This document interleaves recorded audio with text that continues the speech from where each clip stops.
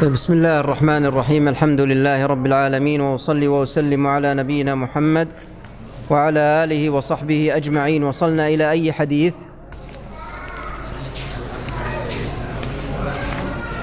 في الأربعين النووية.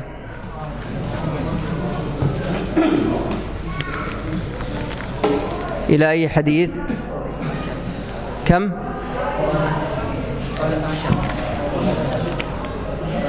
انتهينا من 15. السادس عشر ما فيها المتوسطة. من يقرأ الحديث السادس عشر؟ من يقرأ؟ ارفع صوتك. بسم الله. الحديث السادس عشر عن أبي هريرة رضي الله عنه أن رجلا قال للنبي صلى الله عليه وسلم: أوصني. قال: لا تغضب. فردد مرارا قال: لا تغضب. رواه البخاري. ليتك يعني الصوت شوية، صوت الطلاب يخفضون صوتهم قليلا، أو أنهم يخرجون إلى الخارج أحسن.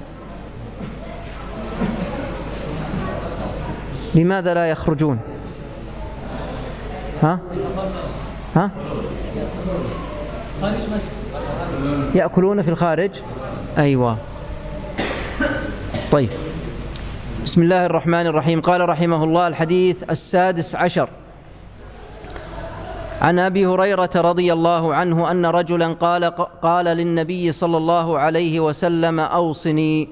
أن رجلا، ولا يهمنا معرفة هذا الرجل، لأن المقصود هو معرفة الحكم. أن رجلا قال للنبي صلى الله عليه وسلم: أوصني. والوصية هي العهد إلى الشخص بأمر مهم، هي العهد إلى الشخص بأمر مهم. قال: لا تغضب. هذه هي وصية النبي صلى الله عليه وسلم، أرشده أو أوصاه إلى عدم الغضب. لا تغضب. وما هو الغضب؟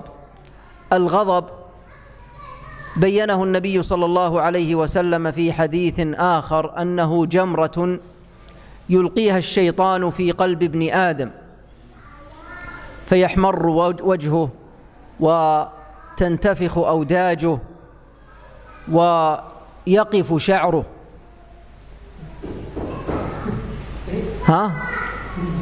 هذا كناية عن شدة الغضب. يحمر وجهه يكون أحمر من شدة الغضب، وتنتفخ أوداجه ويقف شعره. الشعر يقف كناية عن شدة الغضب.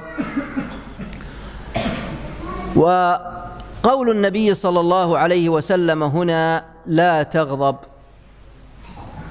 إن قال قائل: من منا لا يغضب؟ كل إنسان معرض للغضب، فكيف قال النبي صلى الله عليه وسلم: لا تغضب؟ نقول إن العاقل المؤمن يستطيع أن يتصرف في غضبه ولا ينفذه، بخلاف الأحمق. فالأحمق ربما يحمله الغضب على أشياء مذمومة، فربما مثلا أن يتكلم بكلام سيء، وربما أنه يعتدي على الشخص، وربما أنه يقطع رحمه. هذا هو الأحمق. وأما المؤمن لا ينفذ الغضب. وعلى كل حال فإننا نقول: حاول مهما أمكن، حاول ألا تغضب، لوصية النبي صلى الله عليه وسلم. وإذا غضبت فلا تنفذ هذا الغضب، لا تنفذه، فعليك أن تصبر وأن تتحمل ولا تنفذ أثر هذا الغضب. ولهذا يروى عن النبي صلى الله عليه وسلم أنه قال: من كظم غيظه وهو يستطيع أن ينفذه دعاه الله عز وجل يوم القيامة على رؤوس الخلائق فيخيره من الحور ما شاء. ولهذا على الإنسان أن يتحلى بالصبر وأن يتصف بالصبر والتحمل وبعدم الغضب. فإن قال قائل: هل يدخل في هذا إذا انتهكت حرمات الله عز وجل؟ بمعنى أننا لا نغضب إذا رأينا أن شخصا من الأشخاص ينتهك ما حرمه الله عز وجل، فنقول لا، هذا لا يدخل، بل إنه يغضب. ولهذا كان النبي صلى الله عليه وسلم لا يغضب إلا إذا انتهكت حرمات الله عز وجل،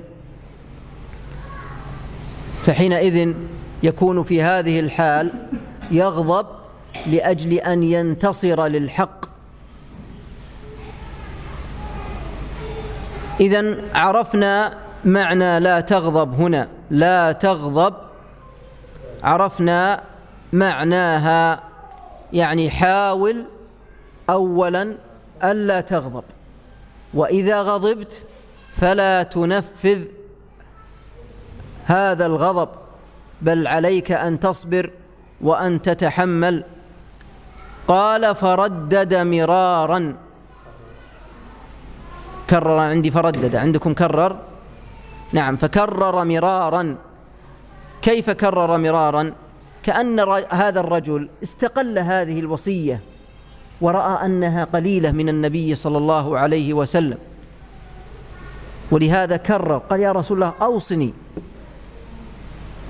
قال النبي صلى الله عليه وسلم مرة ثانية وثالثة، قال: لا تغضب. فأكد النبي صلى الله عليه وسلم عليه هذه الإجابة، أكد عليه هذه الإجابة. فيستفاد من هذا الحديث فوائد، منها حرص الصحابة رضي الله عنهم على ما ينفعهم. وليعلم أيها الإخوة أن الصحابة رضي الله عنهم كما قلنا لكم فيما سبق أنهم يسألون لأجل أن يعملوا، خلافا لما عليه كثير من الناس في وقتنا الحاضر، فإن كثيرا من الناس يسأل ولا يعمل بما علم،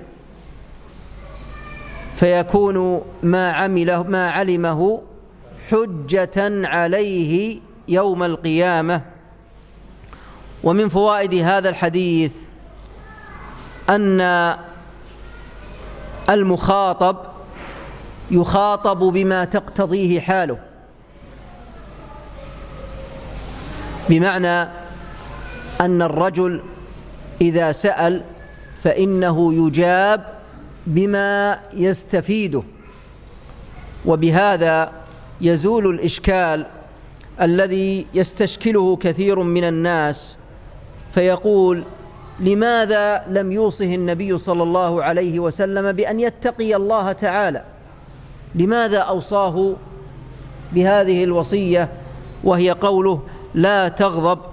فالظاهر والله أعلم أن النبي صلى الله عليه وسلم عرف أن هذا الرجل يغضب كثيرا، ولهذا أوصاه النبي صلى الله عليه وسلم بعدم الغضب. ويستفاد أيضا من هذا الحديث النهي عن الغضب، وذلك لأن الغضب يؤدي إلى مفاسد كثيرة.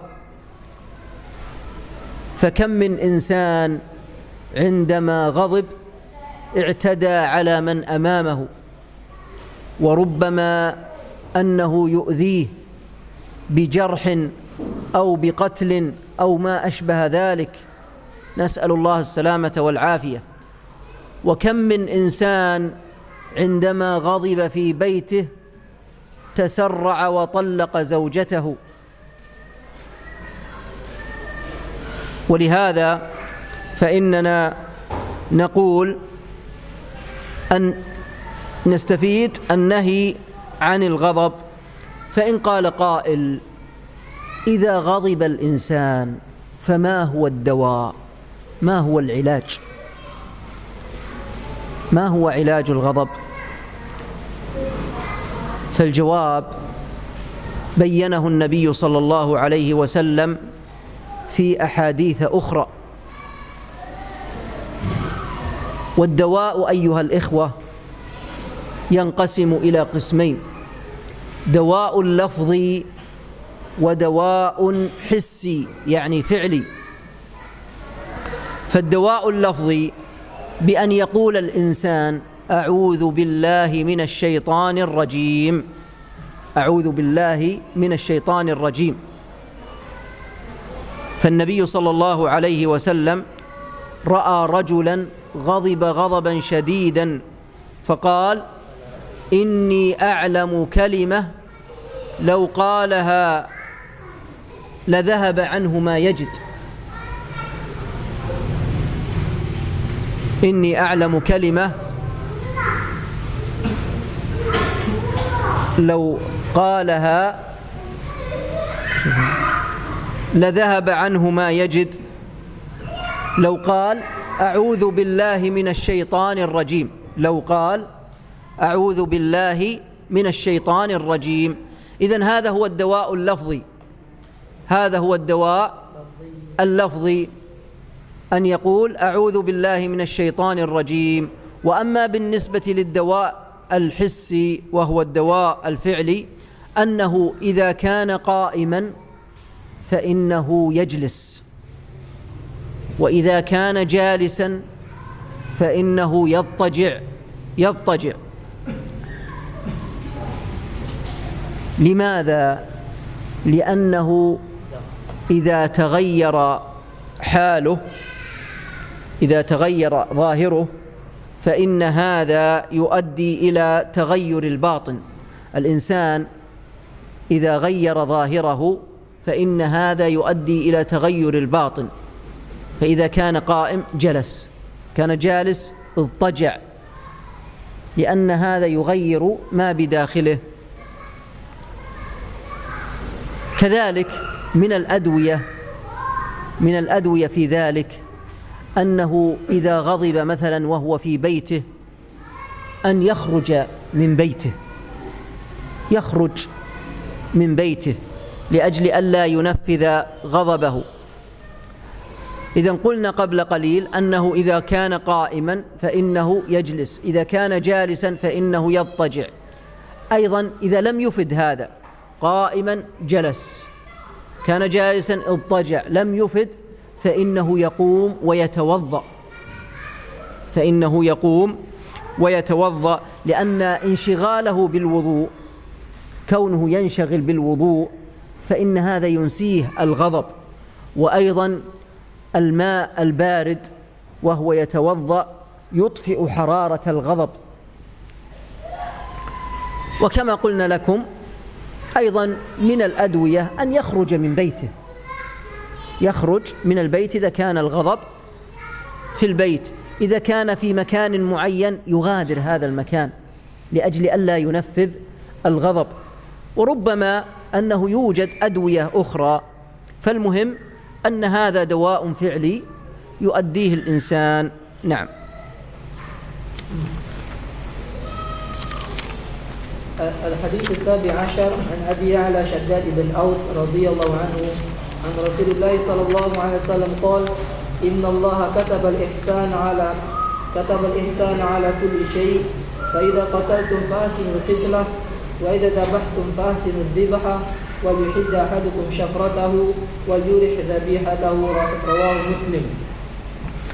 الحديث السابع عشر عن أبي يعلى شداد بن أوس رضي الله عنه عن رسول الله صلى الله عليه وسلم قال: إن الله كتب الإحسان على كل شيء. قوله كتب أي أوجب، وقوله على كل شيء أي في كل شيء. والإحسان هنا قد يكون بين العبد وبين ربه، وقد يكون بين العبد والمخلوق، وقد يكون بين العبد والبهائم. فالإحسان بين العبد وبين ربه هذا سبق وأن بيناه لكم، وهذا هو أعلى المراتب. تذكرون هذا الإحسان في أي حديث؟ ثاني. وقلنا إن له ركنان، ما هما؟ طلب أن تعبد الله كأنك تراه، وهرب فإن لم تكن تراه فإنه يراك. هذا بالنسبة للإحسان بين العبد وربه. والنوع الثاني أن الإحسان بين العبد والمخلوق، يعني وبقية الناس. فكيف تحسن إلى عباد الله؟ قد تحسن لهم بالقول، وقد تحسن لهم بالفعل، بالعمل. فكيف يكون الإحسان بالقول؟ الإحسان بالقول كثير. تقول له: جزاك الله خيرا، بارك الله فيك، تدعو له. وقد يكون بالقول بأن تنصحه إذا طلب منك شيئا،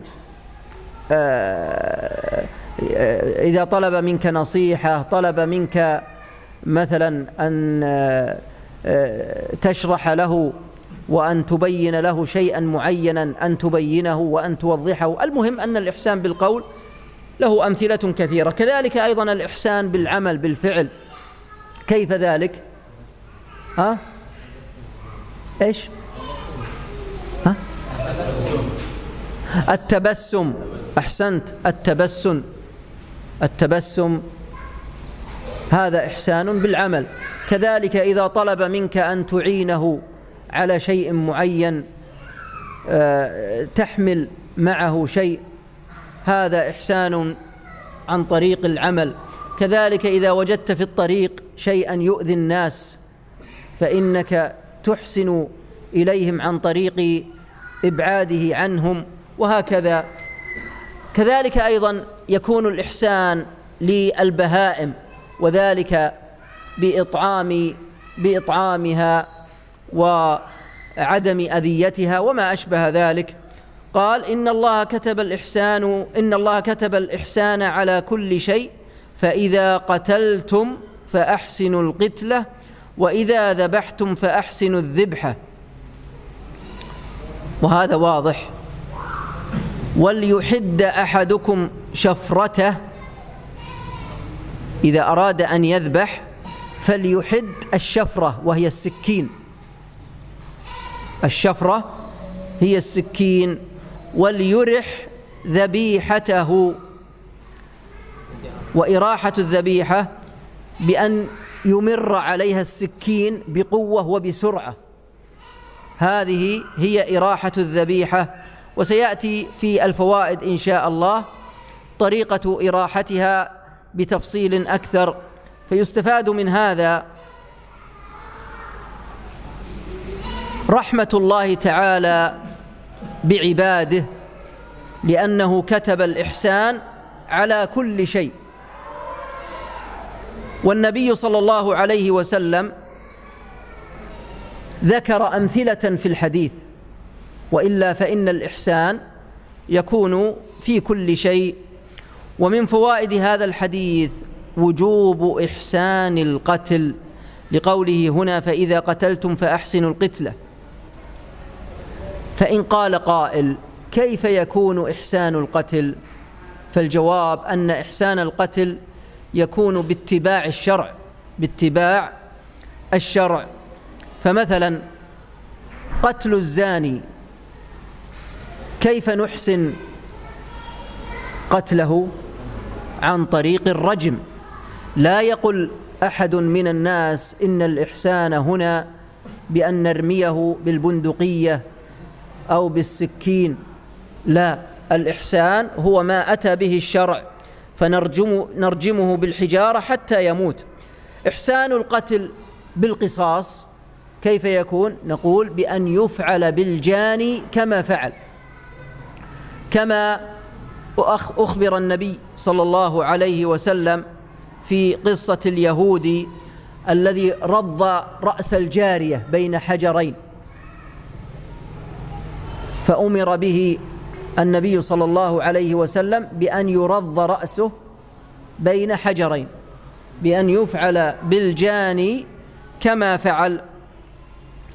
طيب، مثال آخر على الإحسان: رجل آذاه كلب من الكلاب، كلب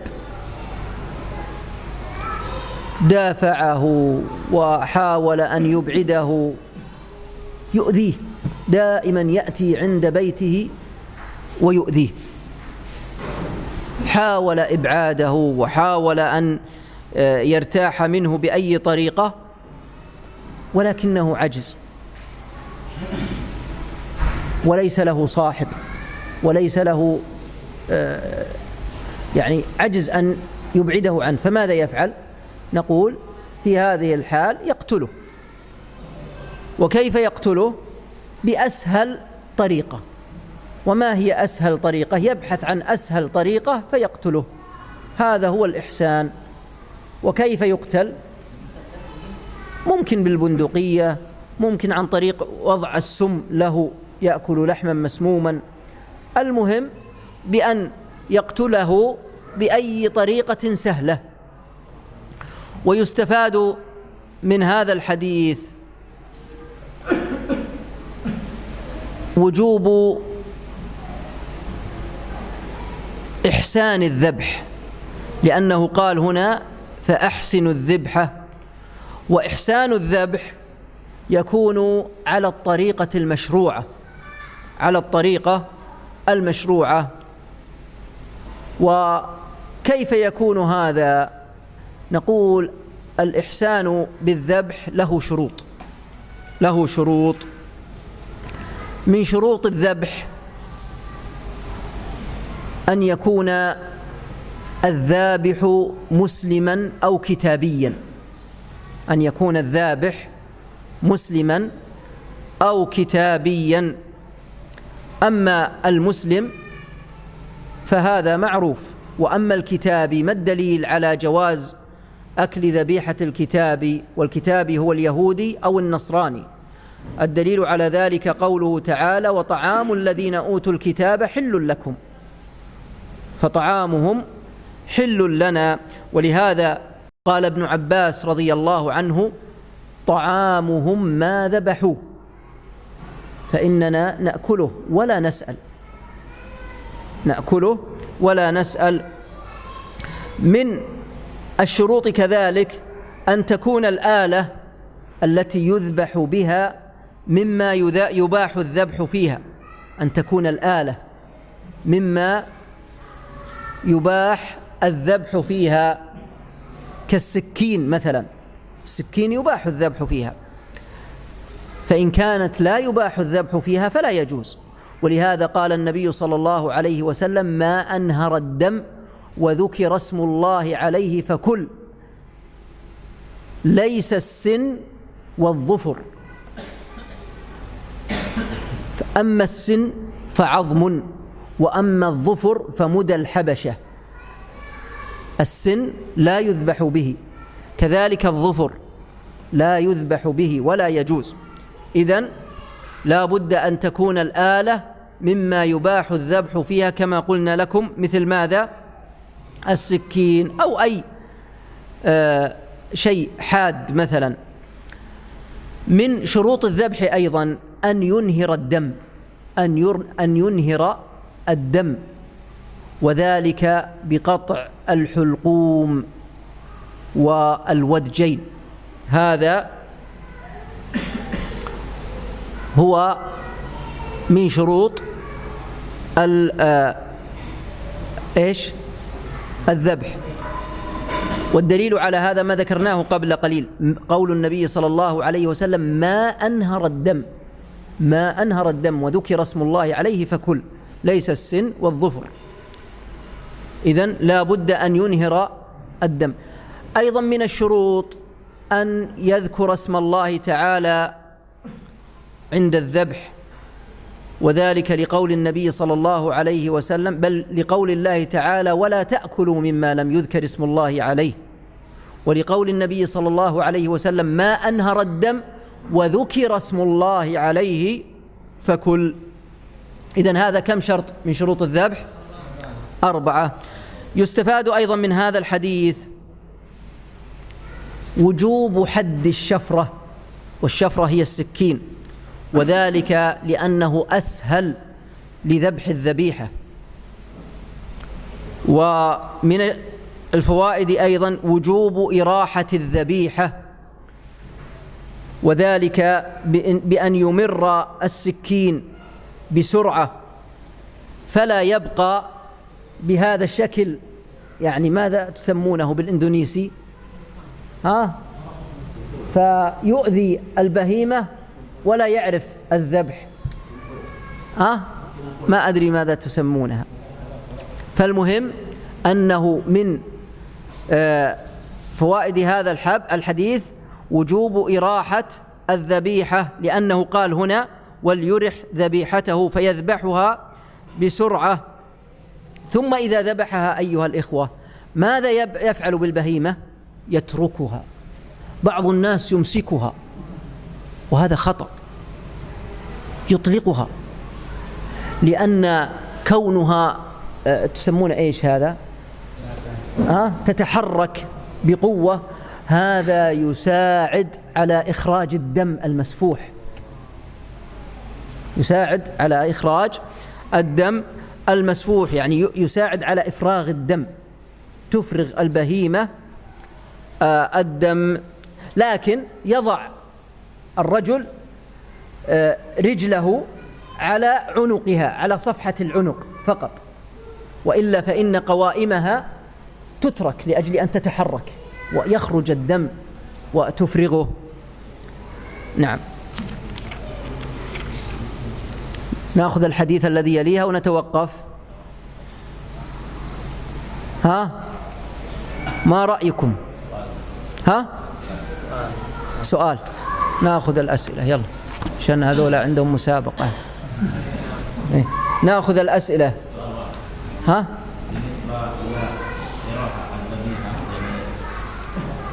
في النساء إذا ذبحنا البقر لابد أن نضبط يعني القوائم، وإلا صعب جدا لا نستطيع بدون حرم. لا تستطيعون أبدا. كله في إندونيسيا. طيب إذا ذبحتموها، لا يعني لو ربطتموها عند الذبح، لكن إذا ذبحتموها ما يمكن إطلاق القوائم. صعب لا يطلق. إطلاق القوائم يساعد على إفراغ الدم، تفرغ الدم بقوة، لكن يمسك العنق ما يمكن هذا. لا، إذا كانت في أذية في ضرر يمنع هذا الضرر، لكن أخشى أنكم تتوقعون الضرر وليس فيه ضرر لأنكم لم تجربوا ذلك، هذا ما أخشاه.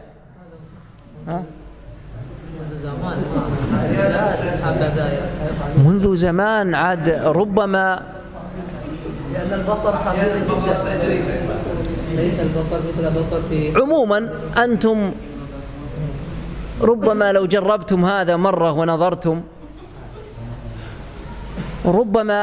ربما أنكم تجدون أن هذا أريح، ربما. شهادتنا لما نقطع أو نذبح عندنا نحن البعير، تعرفون البعير؟ البعير الجمل، عندنا أكثر الناس يربطونه ويؤذونه ويجعلونه يبرك، ثم يأتون برقبته ويلوونها هكذا. أكثر الناس على هكذا ويقولون لا نستطيع. أكثر الناس هكذا ويقولون لا نستطيع. ثم يذبحها فيتعبها عن طريق أنها تبرك ويتعبها عن لف العنق. لكن عندنا الماهر، أنا رأيتهم المهرة الذين يعرفون، يأتي إليها وهي واقفة ثم يمر السكين هكذا بسرعة وهي واقفة، ثم بعد ذلك هي بنفسها تسقط وتتحرك وهي في الأرض ثم تخرج أكثر الدم، تتحرك ويتركونها. لكن فقط ماذا يفعلون؟ معقولة يدها اليسرى فقط، تكون اليد اليسرى معقولة هكذا، فتكون واقفة على 3 قوائم، ثم يأتي بسرعة ويقول بها هكذا. أي نعم. لكن أكثرهم ما يعرف هذا. فأنتم أخشى أنكم، أنا ما أعرف الحقيقة الطريقة، أنا لست ماهرا في الذبح ولا أعرف للذبح، لكن نشرح لكم الطريقة. حتى أنني لم أشاهد ذبح البقر إلا في اليوتيوب، وأما أنا لم أشاهد إلا الغنم والبعير. عندنا البقر قليل ذبحه، أكثر ما يذبح البعير والغنم، وأنتم عندكم البقر. نعم. في سؤال؟ ما عندكم بعير؟ لا، نحن نحب البعير كثيرا. في سؤال؟ أنا مرة جلست ما يقارب سنة كاملة، وأنا عندما كنت طالبا وأدرس أذهب إلى المطعم أقول له أعطنا من هذا اللحم الصغير، يكون مقطع قطع صغيرة. سنة كاملة وأنا آكل، كلما ذهبت قلت أعطنا من هذا اللحم الصغير، أنا أحبه، يعني طعمه جيد، وأنا بناء على أنه لحم غنم أو لحم بعير. فبعد سنة قلت له أعطنا من هذا اللحم الصغير، قال تريد لحم بقر؟ قلت هذا لحم بقر؟ قال بعده لم آكله، تركت، لم أشتهيه، وأنا سنة كاملة وأنا آكل وطعمه لذيذ. لما علمت أنه لحم بقر عجزت. الله نفسيا هكذا، لأننا اعتدنا على أكل لحم الغنم والإبل، وإلا فإنه حلال أحله الله عز وجل. النبي صلى الله عليه وسلم لما وضع أمامه الضب، تعرفون الضب؟ وضع أمامه الضب، فلما أراد أن يأكل قيل له أخبر النبي صلى الله عليه وسلم بما يريد أن يأكل. فقيل للنبي صلى الله عليه وسلم إن هذا لحم ضب، فرفع يده، فكان خالد بن الوليد عنده، قال هل هذا حرام يا رسول الله؟ قال لا، ولكنني لا أجده بأرض قومي.